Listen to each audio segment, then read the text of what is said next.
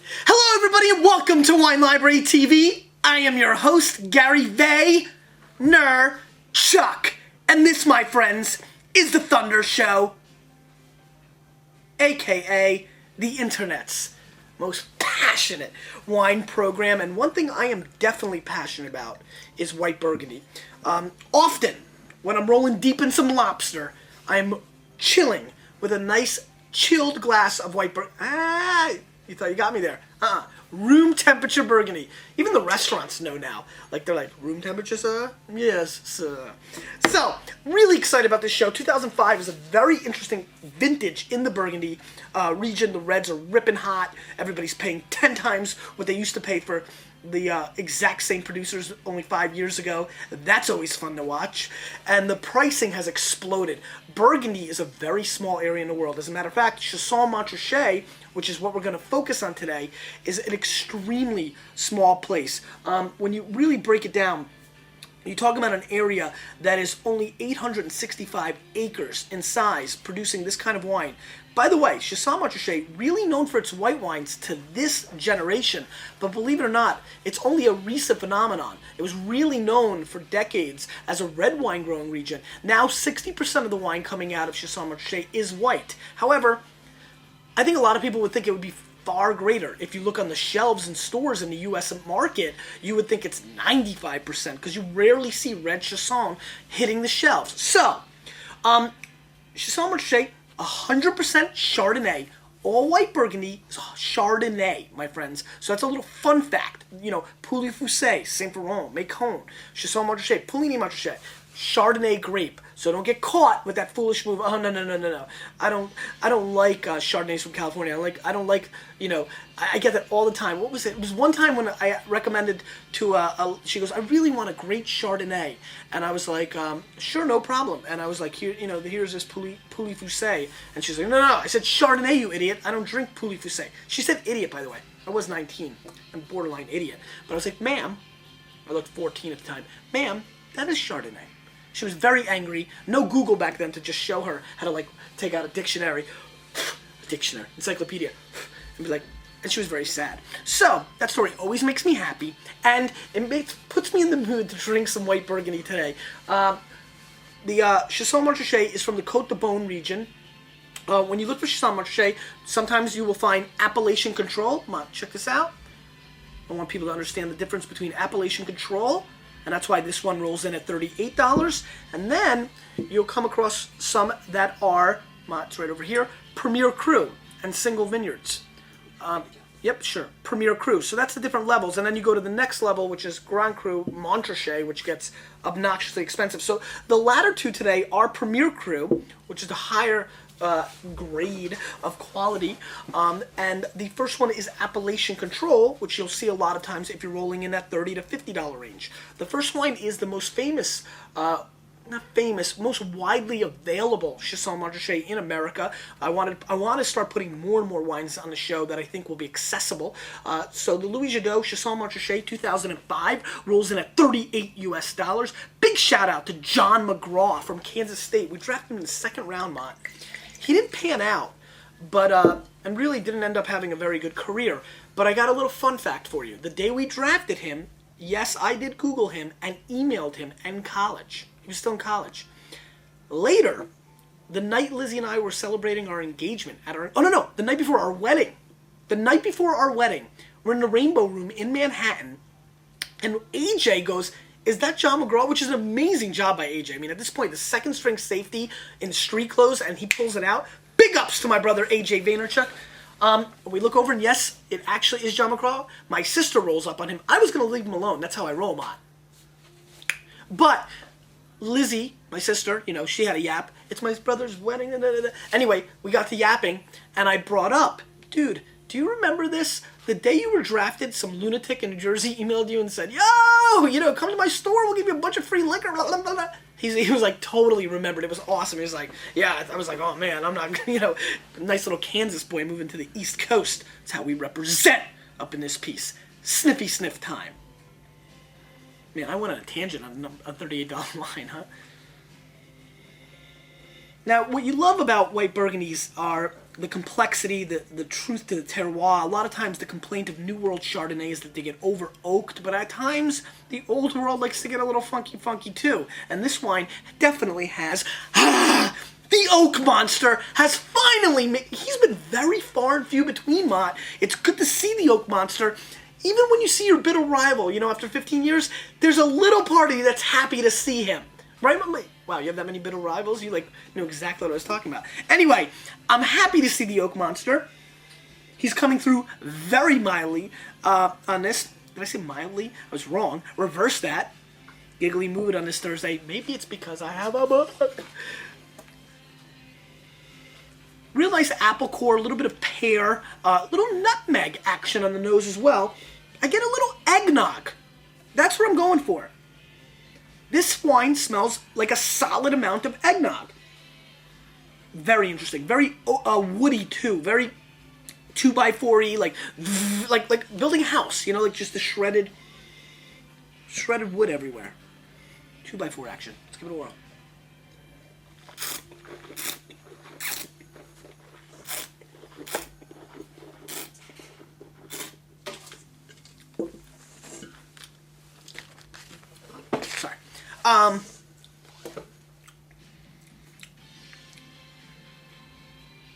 Little hot on the finish, which I don't like. Pretty solid on the upfront attack and falls apart. Really like Dante Culpepper. Had a bunch of good years in him. I mean, that's what this wine reminds me of. Good old Dante.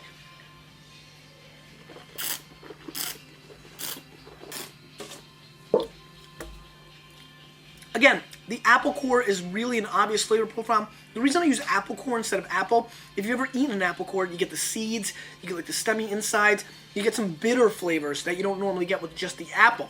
Pay attention to the subtleties of the tasting notes, and you'll enjoy them so much more. Definitely an oaky, buttery component. The heat on the finish is really the biggest issue with this wine. Really interesting because I like it so much in the beginning and I dislike it so much at the end. I'm going to score this wine 87 points. I'm going to give it a pass, but it'd be interesting to see what this wine does over the next 2 or 3 years, see if it comes together. White Burgundies tend to age and grow on complexities and add little secondary flavors, and if the heat can go away, could be a much more interesting wine. Let's move on. Lamy-Pillot Chassagne Montrachet Premier Cru, Les Caliettes, 2005, rolls in at $60 US. Big ups to the Brickishaw Ferguson. I mean, we always link up that video of me at the draft, but this is actually when the Brickishaw got drafted, Mott. And 60, but didn't we just do this week too? Yeah, so all right, I'll hold on. Anyway, pretty interesting to do Lamy-Pillot. What I think about Lamy-Pillot that makes me really excited is that I think we did the Saint Aubin with Pilot that we went nuts about, if you remember that show, Mott. Really interesting, great golden color. Let's see the Hulk Hogan 1984 when he was Thunder Lips Locks color. Yep, that's what's coming through. Sniffy sniff time.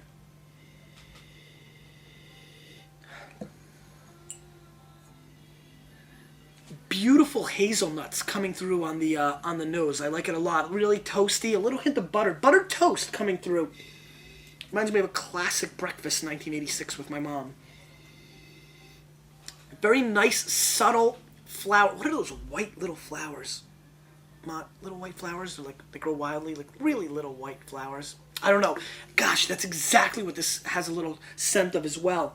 The hazelnuts are really obvious. Little hints of oak, little hints of butter, but much more calm and complex and complete and together than the last wine in many New World Chardonnays. Let's give this a whirl.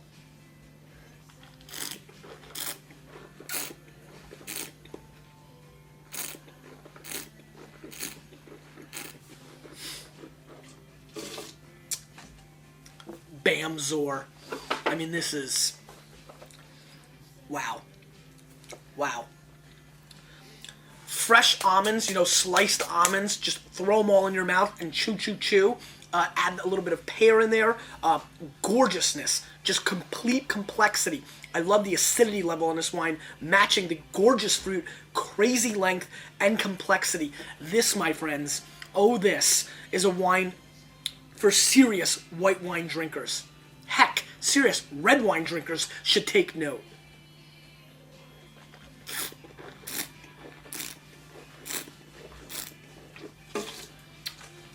Golden apple as well. I love when these apple's just been ripping. It's been everywhere lately. Really nice subtlety of a guava fruit. A little papaya gets a very tropical edge to it. 3/4 of the length through the tasting process. Goes into a much more complex, steely, stony finish. Really, this is textbook quality in a great vintage. 60 bones is a lot of cash. I am not sleeping on that. But this, my friends, God, I like saying this, my friends, lately.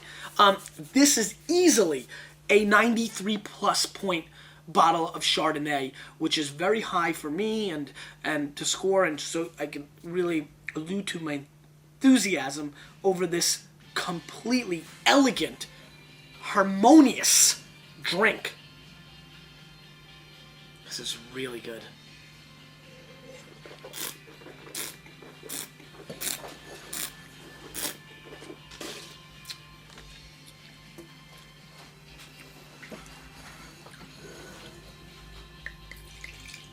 Like it, Ma? Mm-hmm. And that's a dry wine, not usually your complete MO. Yeah, definitely a little dry. But? It's a little dry. But? You like it? I like it. It's really good. It is good stuff. Domaine Fontaine Gagnard, 2005, Premier Cru La Romanée, Chassagne Montrachet, rolls in at $70 US. And I'm excited about trying this. Gagnard family, legendary in the region. This producer, Fontaine, has made some really exceptional bottles of white Burgundy in the past.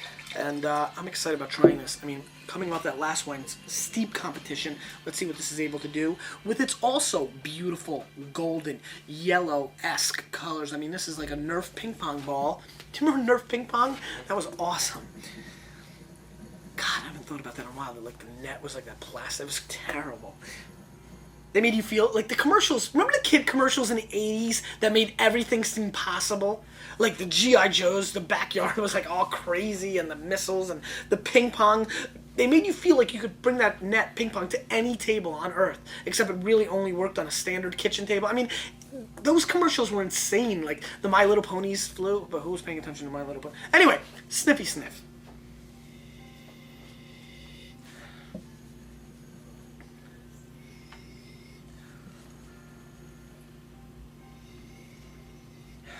I get a very toasty, oaky little flavor going on. Very woody. Little hints of lime. Lime skin going on in here. And that's kind of interesting. A little bit rare for white Burgs. A little creme fraiche. Creamy. It's creamy. Not creme fraiche, but more like a egg custardy kind of thing going on. Kind of neat. Very, very, seductive. Let's give it a whirl.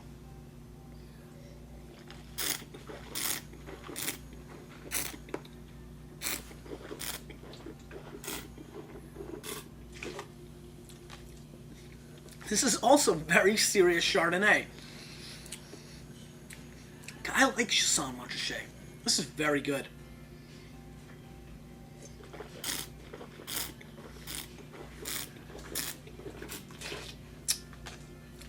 A little bit more classic with higher acidity than the prior wine. I almost like it better.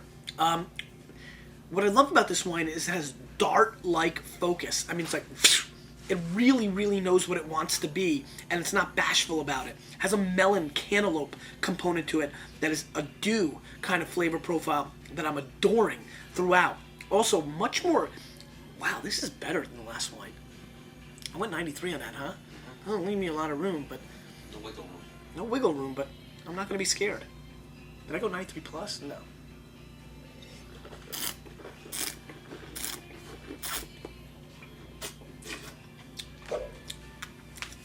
This is ripping.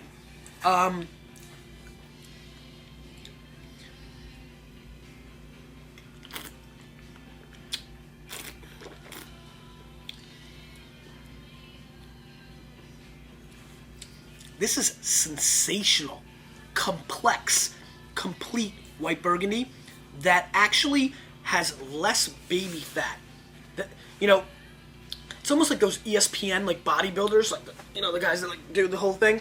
Like this one was like you ever watch that? Even though I don't make a practice of watching the bodybuilder dudes, but if you watch, like the one guy, you're like, Jesus, that guy's cut. And then like the next guy comes on, and guy's like 10 times more cut. He's got like muscles coming out of his eyeball, and you're like, how does one do that? That's almost what just happened to me here. This wine is more lean, more complex, more rich. I mean, and how do you be lean and rich? What I mean by lean is just very focused, lean, like just focused flavor, right? Just like laser focused. Great melon, cantaloupe flavors going, very, not tropical, just the melon thing going on. A little bit of graininess again. Just like classic cereal, like good. Really, like the melon meets the Kellogg's, cornflakes, and then just like the silkiness.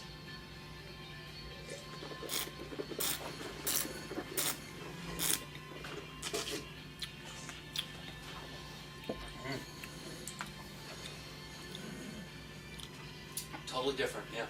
Do you like this one better? Or do you like the last one better? This one tastes, to me, almost a little thinner. Yeah, it's funny. Ma just said this one tastes thinner. And again, that's what I was talking about with its leanness and focus, right? And I was talking about this with its baby fat. I like the heaviness and the oakiness, but this was a little I'm going to go 92 points on this. I just have to. I have to. And I'm going to go 94 plus points on this exceptional Gagnard La Romanée Chassagne Montrachet. 70 bones is awful lot of dough, but if you can rock it, you need to try it. Question of the day. Thank you, Mott, as I completely forgot everything. Big shout out to everybody who's doing a third Thirsty Thursday today, which is really awesome. It's the third Thursday this month. Mott, link it up to the forums. That's how we roll. And huge birthday shout out to Dorothy from Family Doc, Josh. Big happy birthday to you, Dorothy. Mott, thank you for saving my butt there. Question of the day. What is your next bottle of white Burgundy? Look it up. Google it. Dogpile it. Do something. Because you, with a little bit of me, we're changing the wine world. Whether they like it or not. Mott.